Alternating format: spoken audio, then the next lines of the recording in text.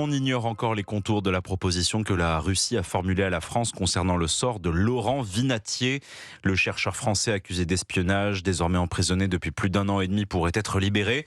La déclaration du Kremlin reste floue, mais elle donne beaucoup d'espoir à la famille de Laurent Vinatier, Wilfried de Villers. Oui, de l'espoir d'abord parce que c'est la première fois que le Kremlin aborde aussi directement la situation de Laurent Vinatier, qu'il évoque officiellement les discussions qui se jouent en coulisses sur le sort réservé aux chercheurs. Alors les parents de Laurent Vinatier comptent sur une libération en cette période de fête, peut-être pour les célébrations de Noël orthodoxe début janvier, comme le détaille leur avocat Frédéric Bello.